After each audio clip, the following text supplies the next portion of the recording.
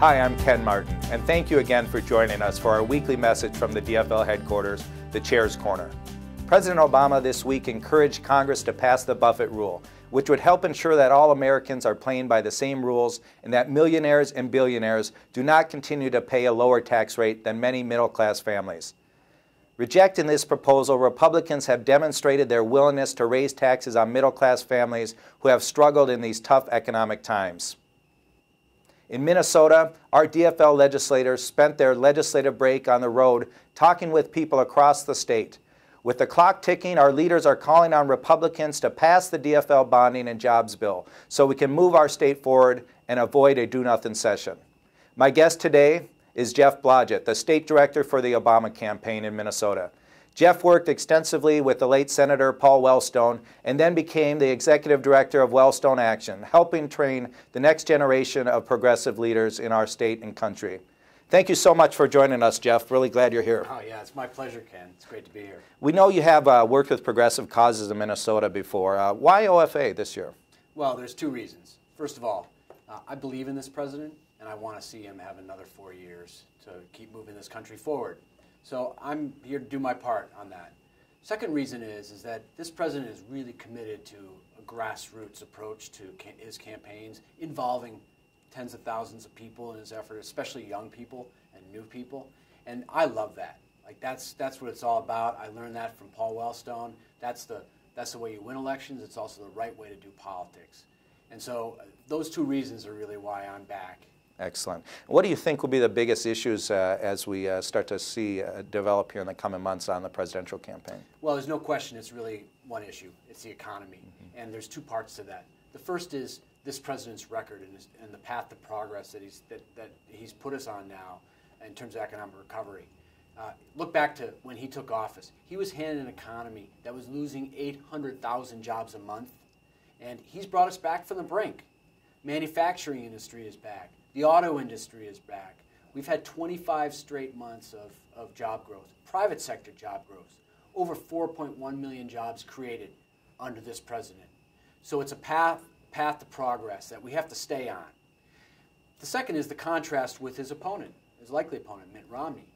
And we've got in our president someone who wants to keep growing our economy in a way that works especially for middle-class families.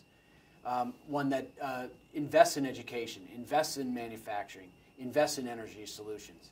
And in Mitt Romney, you've got a candidate who wants to actually take us back economically to the policies that we had that got us into this mess. He wants to double down on trickle-down, more tax cuts for the rich, deregulating industries, gutting Medicare and other important programs. His proposals are a disaster, and it sort of brings us right back to where we were. Huge choice, huge contrast on the economy in this race. Absolutely. Who do you see as the key swing voters that President Obama needs here in Minnesota and throughout the country? Well, you know, we're going to go after every voter in the state, but we also think that women voters are certainly an important block in this election. And again, the contrast and the choice is clear. I mean, the things that this president has done in terms of bringing pay equity to the fore, in terms of his health care law, which has had a huge impact for many Minnesotans already, but also for women in terms of preventive care, his support for important institutions like Planned Parenthood. And in contrast, Mitt Romney, he wants to repeal the health care law, which would take us back to a time when women were really in an unequal playing field in terms of health care. He wants to defund Planned Parenthood.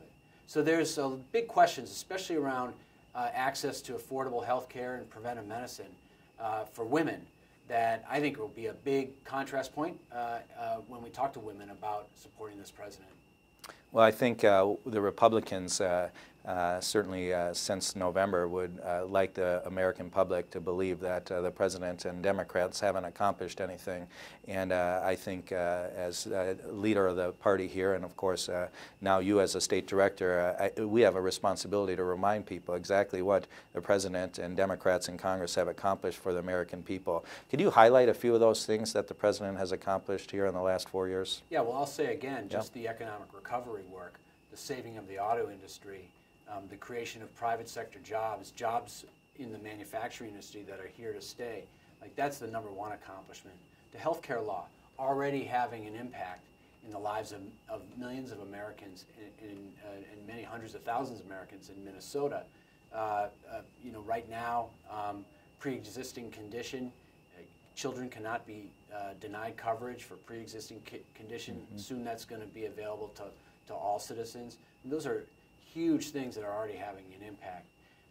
If you look at making college more affordable, he's taken out the middleman in the college loan program. And then you look at our foreign policy. He did what he said he was going to do. He got us out of the war in Iraq. Yes. So that's a few of the major accomplishments. There's many others. Right. Those are a few that we highlight. I think as I looked at 2008 and you saw the outpouring of support from Americans from all walks of life, but particularly younger voters who were enthusiastic about the president. You've spent many years through your work with Paul, but also with Wellstone Action, other organizations, training the next generation of leaders, inspiring them to get involved in public service and government and public policy. What does this election mean for young voters in 2012? Well, we really are at a crossroads about whether we keep building an economy that works for everyone, that provides opportunities for young people after they're out of college, or whether one that goes back to the tax breaks for the wealthy and letting the elite few kind of have their way. So it is about the economy for young people. It's about college affordability.